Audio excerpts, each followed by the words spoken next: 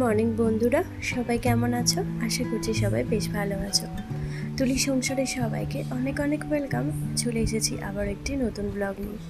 আর আজকে ব্লগটা শুক্রবারের। আমি সকাল থেকে তোমাদের সঙ্গে নিয়ে ব্লগটা শুরু করলাম।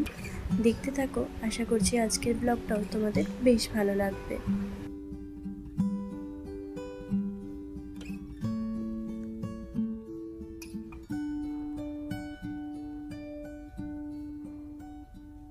প্রত্যেক দিনের মতো সকালবেলা উঠে যে ডিউটিটা হচ্ছে ইন্দুর টিফিন বানানো, আর সেটাই এখন রেডি করে নিচ্ছি।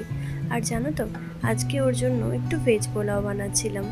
আসলে কয়েকদিন ধরে ও ভেজ পোলাওটা খাওয়ার জন্য বলছিল, আর ওই সবজি সব কিছু থাকছিল না, সেই জন্য বানিয়ে দিতে পারছিলাম না। যেহেতু ভেজ পোলাও, তাই সমস্ত রকম সবজিটা দিলে একটু বেশি ভালো লাগে খেতে। এই যেমন ধরো ফুলকপি, গাজর আর আলু এইগুলো তো থাকে, কিন্তু ফুলকপিটা বা পনির এই দুটো জিনিস ছিল না, তাই বানাতে পারছিলাম না। আর কালকে এই পনির এনেছিল, তোমরা তো দেখিয়েছো, কাল আমি তরকারি করেছিলাম, তো তার আগের দিন এনেছিল। আর সেই জন্য পনির খানিকটা ভেজে রেখে দিয়েছিলাম, সেটাই আজকে একটু মানে ওর ভেজ পোলাওতে দিয়ে দিলাম। আর ভেজ পোলাওটার জন্য আমি কালকে কিন্তু সমস্ত প্রিপারেশন রেডি করে রেখেছিলাম। এই যেমন ধরো আলু, গাজর আর হচ্ছে ফুলকপি, এইগুলো সিদ্ধ করে রাখা, আর পনিরটা তো ভাজাই ছিল, সঙ্গে ভাতটাও সিদ্ধ করে রেখেছিলাম। আর আজকে জাস্ট একটুখানি তেল আর ঘি দিয়ে সমস্ত মানে জিনিসটা একটু ভেজে নিলাম, আর একটুখানি মশলা দিয়ে দিলাম, তাহলে কিন্তু হয়ে গেল ভেজ পোলাওটা রেডি। আর এরকমভাবে করে রাখলে কিন্তু অনেকটা সুবিধা হয়, কারণ সকালবেলা ঘুম থেকে উঠে এত কিছু করা সম্ভব হয়ে ওঠে না। মানে ভাত রেডি করা, তার সঙ্গে সমস্ত সবজি টবজি ভাজা রেডি করা, কিন্তু তার আগের দিনে যদি একটু সিদ্ধটা করে রাখা যায়, তাহলে কিন্তু সমস্যা হয় না।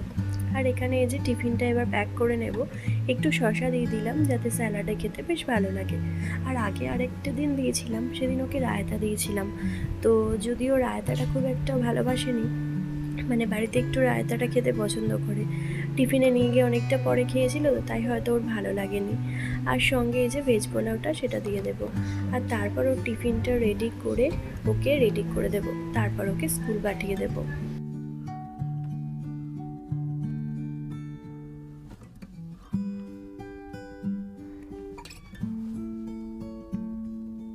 আর মাঝে মধ্যেও কিন্তু বাড়িতেও এই ভেজ পোলাওটা খেতে বেশ ভালোই লাগে। সঙ্গে একটু কাজু কিশমিশও দিয়ে দিয়েছি, কারণ কাজু কিশমিশটা ভালো লাগবে। যদিও কাজুটাও খুব একটা দিইনি, একটু দু পিস কাজু দিয়েছিলাম, কারণ কাজুটাও খেতে খুব একটা পছন্দ করে না, ও কিশমিশটা খেতেই বেশি ভালোবাসে, তাই একটু কিশমিশই দিয়েছিলাম। আর এই যে দেখো টিফিনটা রেডি। আর কি যেটা বলছিলাম, যে বাড়িতেও কিন্তু ভেজ পোলাওটা খেতে ভালোই লাগে, কারণ মাঝে মধ্যেই ধরো ভাত টাত খেতে, এই গ্রীষ্মকালের দিনটা ভাত খেতে কিন্তু একভাবে বিরক্তই লাগে। তো সেই সময় যদি একটু মাঝে মধ্যে ভেজ পোলাও খাওয়া যায়, শরীরে প্রোটিনও যায়, আর সমস্তটাই যায় শরীরে, মানে সমস্ত পুষ্টিটাও যায়, আর খেতেও কিন্তু বেশ ভালোই লাগে। বাচ্চাদের জন্য তো বেশ উপকারী এটা, একদম খিচুড়ি বা ভেজ পোলাও সমস্ত জিনিসটাই। তো যাই হোক, আমি আমার এবার কাজে লেগে গেছি ইন্দু স্কুল বেরিয়ে যাওয়ার পর। আর ইন্দুকে স্কুলে দিয়ে ওর পাপা অনেকটা চিংড়ি মাছ এনেছিল, যেটা এখন আমি বেছে নেব। আর জানো তো, এই চিংড়ি মাছটা মাঝে মধ্যে একদম ছাড়িয়ে নিয়ে আসে, আবার মাঝে মধ্যে কি ছাড়িয়ে নিয়ে আসে না, তো তখন আমাকেই ছাড়াতে হয়। আর আজকে চিংড়ি মাছটা কিন্তু বেশ বড় বড় সাইজের ছিল, আর মানে বেশ তাজা ছিল, তো সেই হিসেবে কিন্তু বেশ ভালো ছিল। কিন্তু পুরো চিংড়ি মাছটাই আমাকে বেছে ধুয়ে পরিষ্কার করে রাখতে হয়েছে। আর আমার যে কাজের দিদি আছে, সে কিন্তু আমাকে মাছটা বেছে দেয়, কিন্তু আজকে দেখলাম যে সকালের টাইমটা একটু বসেই ছিলাম, তাই মাছটা আনার সঙ্গে সঙ্গে তোমাদের দাদা বললো মাছটা বেছে একদম পরিষ্কার করে নিতে, তাই মাছটা বেছে পরিষ্কার করে নিলাম।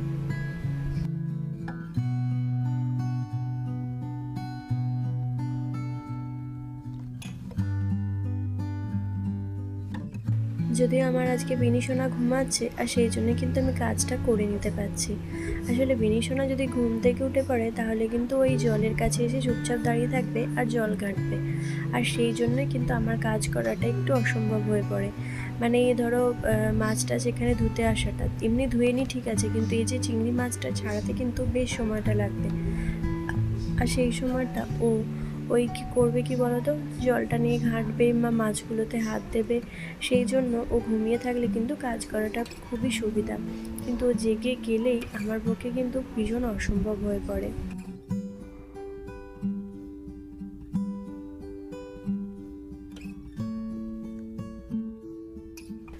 তো তারপর এখানে আমি কিছু জামা কাপড় ভিজিয়েছিলাম আর সেগুলোই কেচে নিচ্ছি। আসলে আজকে আমার কাজে দিদি আসবে না, মানে যে বাসন ধোয় সে অবশ্যই আসবে, কিন্তু যে কাচাকুচি করে সে আজকে আসবে না, কারণ তার নাকি শরীর খারাপ। সে ফোনে SMS করেছে, এবার আজকে তো আসবে না লিখেছে। যাই হোক, কাল পরশু এখন কি করে তাই দেখা, কারণ একটা দিন যদি ছুটি বলে সে এখন পরপর 3-4 দিন ছুটি নিয়ে নেবে, তো এরকমই করে। যাই হোক, আমি দেখলাম যে বেশ কিছু জিনিসপত্র আছে যেগুলো হচ্ছে মেয়েদের তো প্রত্যেক দিনই 3-4টে সেট করে জামা তো সারাদিনে পরেই, তো সেগুলো থাকে, সেগুলো ভাবলাম কেচে নিই। আর সঙ্গে আমার ওই নাইটি যেগুলো আমি সারাদিন পরি, তো সেগুলো ভাবলাম কেচে নেবো।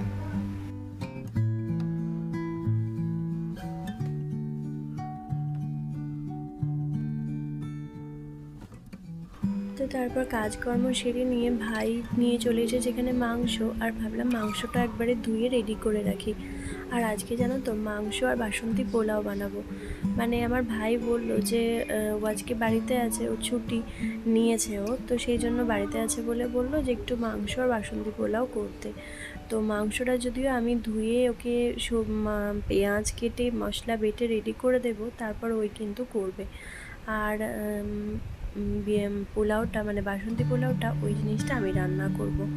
আর সেই জন্য মাংসটা ভাবলাম একদম ধুয়ে নিই, কারণ ওই স্নান টান করার পরে মাংস ধুতে কিন্তু আমার ভীষণ বিরক্ত লাগে। মাছ বলো বা মাংস বলো, সব জিনিসটা আমার কিন্তু ভীষণ বিরক্ত লাগে। তাই চেষ্টা করি যে মানে স্নান টান করার আগে মাছ মাংসটা ধুয়ে নিতে। তবে মাঝে মাঝে অনেক সময় করতে হয়, মানে পরিস্থিতির চাপে পড়ে তো আমাদেরকে অনেক কিছুই করতে হয়, তাই না? তো মাঝে মাঝে যখন আমি স্নান টান করার পরে মাছ বা নিয়ে আসি বা মাংস নিয়ে আসি, মাংস নিয়ে এলে তাও খুব একটা অসুবিধা হয় না, কিন্তু মাছ নিয়ে এলে ওই বাছা টাছা করতে গেলে একটু অসুবিধা হয়। আর মাছটা তো ধরো বাইরেই ধুতে হয়, কারণ মাছ তো আমি ভেতরে মানে বেশি ধুই না, সেই জন্য ওই বাইরে নিয়ে গিয়ে ধুতে গেলে একটু অসুবিধা হয় কি, মানে জল টল ছিটে ওই গায়ের ওপর লাগে, তো তো সেই জন্য বিরক্ত লাগে। আর সেই জন্য চেষ্টা করি যে সবসময় ওকে বলি যে সকালের দিকে একদম মাছ বলো সেটা নিয়ে চলে আসতে। তো মাংসটা ধুয়ে একদম সুন্দর করে রেখে দিলাম, অল্প একটু লেবু মাখিয়ে রাখলাম, কারণ মাছ বা মাংস একটু যদি লেবু মাখিয়ে রাখা যায় না তাহলে কিন্তু বেশ ভালো থাকে, মানে হচ্ছে স্মেলটা খুব সুন্দর পাওয়া যায়। আর এখানে এই যে আমি একটু খাস চাল বার করে নিচ্ছি, যেহেতু বাসন্তী পোলাও বানাবো তো সেই জন্য ওটা খাস চালেরই বানাবো। অনেক সময় হয় মানে এমনি বাসমতি চালের বানাই, কিন্তু আমার মনে হয় পোলাও বলো বা ফ্রায়েড রাইস বলো, এই দুটো জিনিসই একটু খাস চালের বানালে না তাতে যেন একটু বেশি মিষ্টি লাগে, মানে আমার খেতে খুব ভালো লাগে। আর এই খাস চালটা তো আমার শ্বশুরবাড়ি থেকে পাঠানো। তোমরা তো জানোই যে মামনি যখনই আসে তখনই খাস চাল, আটা, অনেক কিছু জিনিস নিয়ে আসে, ডিম নিয়ে আসে, কারণ হাঁসের ডিম খেতে আমরা ভীষণ পছন্দ করি, তো অনেক কিছু জিনিসই নিয়ে আসে। সবসময় হয়তো সবটা দেখানো হয়ে ওঠে না, কিন্তু নিয়ে আসে অনেক কিছু জিনিসই। তো যাই হোক, এখানে আমি স্নান করার আগে একদম পোলাওয়ের চালটাও রেডি করে রেখে যাচ্ছি, মানে ওই যে চালটা একটু ধুয়ে নিলাম ভালো করে, আর ধুয়ে নেওয়ার পর আর একটুখানি হলুদ মাখিয়ে রেখে দেব। আর জানো তো বাসন্তী পোলাও করতে গেলে আমি একটু অল্প হলুদ মাখিয়ে করি। অনেক সময় হয় যে ফুড কালার দিই, কিন্তু এই বাচ্চারা খাবে তো সেই জন্য ফুড কালার দিতে ইচ্ছে করে না। একটু হলুদটা মাখিয়ে রাখলে সেটাতেও কিন্তু কালারটা বেশ সুন্দর আসে। আর আমি সচরাচর এইভাবেই করি, আমার তো বেশ ভালোই লাগে।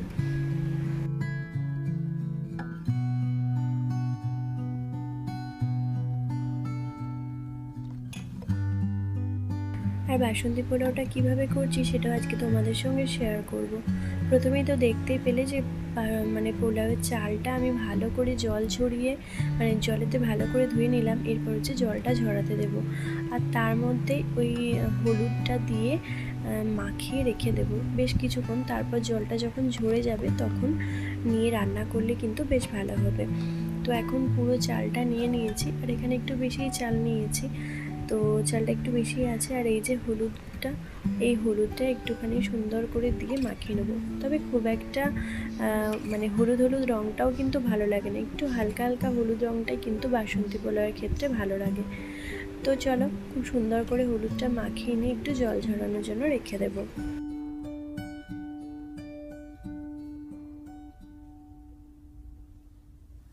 তো এখন স্নান টান করে চলে এসেছি, আর এই যে বাসন্তী পোলাওটা ভাবলাম আগেই করে নিই। তো প্রথমে একটু সাদা তেল দিয়েছি, আর সঙ্গে দিয়ে দিলাম 1 চামচ মতো ঘি। আসলে খুব একটা ঘি দিই না। তো তোমাদেরকে একটা গল্প বলি, শোনো। আমার যখন ইন্দুর 6 বছরের জন্মদিন হয় তখন একটু বেশ লোকজন কয়েকজনকে নিমন্ত্রণ করা হয়েছিল, মানে লোকজন বলতে ওর ওই জেঠুর মেয়ে, তারপর পিসির মেয়ে, মামার বাড়ি থেকে, মাসির বাড়ি থেকে, এদের সবাইকে।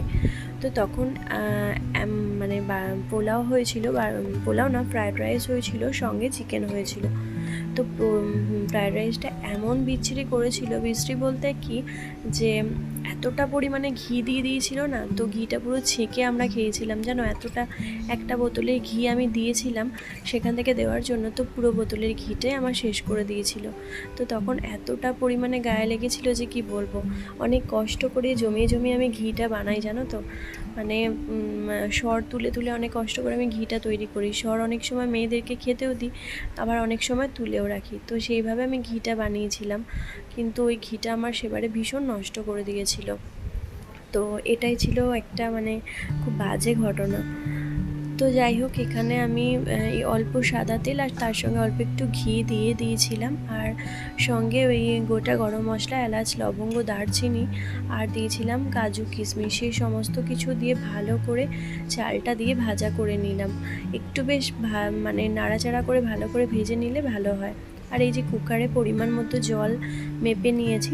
আর জানো তো, আমি এখানে 4 কাপ চাল নিয়েছি, আর সঙ্গে ওই 6 কাপ মতো, 6.5 কাপ মতো জল নিয়েছি। মানে যতটা চাল নেবে তার থেকে 2 কাপ বেশি, যতটা চাল নেবে তার থেকে 2 কাপ বেশি জল নিলেই কিন্তু ঠিক হবে। তো জলটা একটু ভালো করে গরম করে নিলাম যাতে চিনিটা গলে যায়, আর চিনিটা গলে গেলে কিন্তু বেশ ভালো হয়। তো এরপর হচ্ছে আমি চালটা দিয়ে একটা জাস্ট সিটি দিয়েছিলাম। তো তারপর এখানে দেখো কতটা সুন্দর হয়েছে এই পোলাওটা।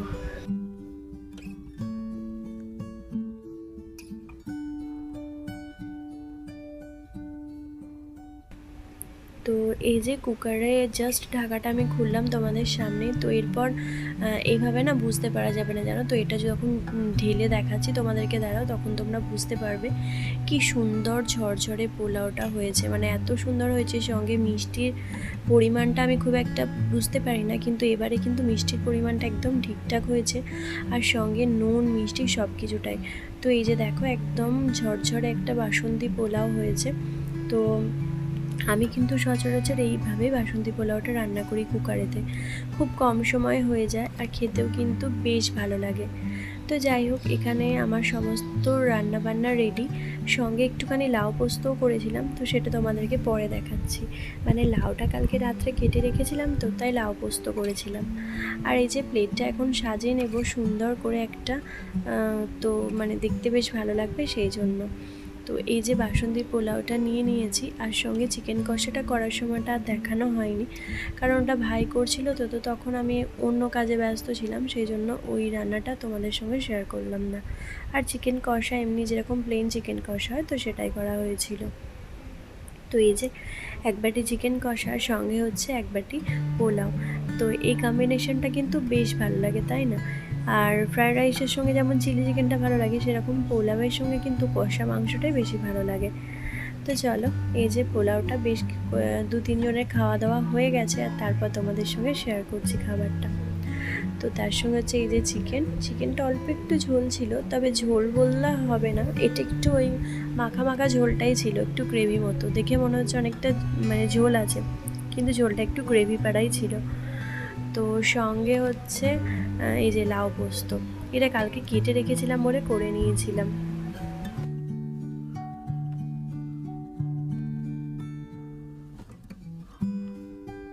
তো লাঞ্চ কমপ্লিট করার পর এখন তোমাদের সঙ্গে দেখা হচ্ছে একদম সন্ধেবেলায়। মানে লাঞ্চ করার পর একটুখানি বসেছিলাম, টিভি দেখছিলাম। তো এইভাবেই সারাটা দুপুর কেটেছিল।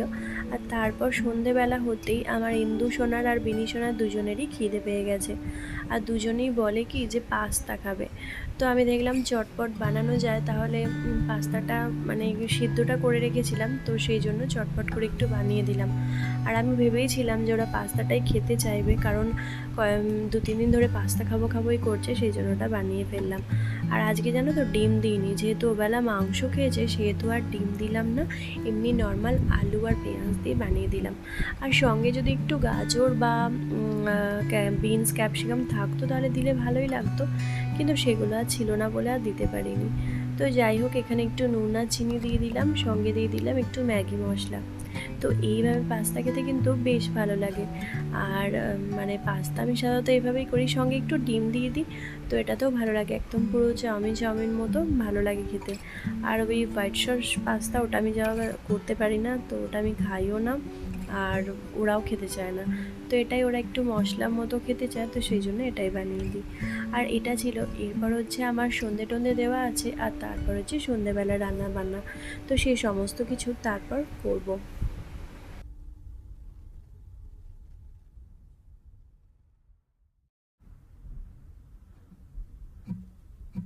তো হয়ে গেছে রেডি, এবার হচ্ছে দু মেয়েকে দিয়ে দেবো একটু করে খাওয়ার জন্য। তো চলো বন্ধুরা, ওরা এখন পাস্তা খাক, আর আজকের ব্লগটা আমি এখানেই শেষ করছি। দেখা হবে তোমাদের সঙ্গে আবারও নতুন ব্লগে। ততক্ষণের জন্য সবাই ভালো থাকবে, সুস্থ থাকবে। আর আজকের ব্লগটা কেমন লাগলো অবশ্যই একটা কমেন্টের মাধ্যমে জানাবে, আর একটা লাইক করতে যেন ভুলো না। তো সবাই ভালো থেকো, সুস্থ থেকো, দেখা হবে আবারও নতুন ব্লগে। ততক্ষণের জন্য সবাইকে টাটা।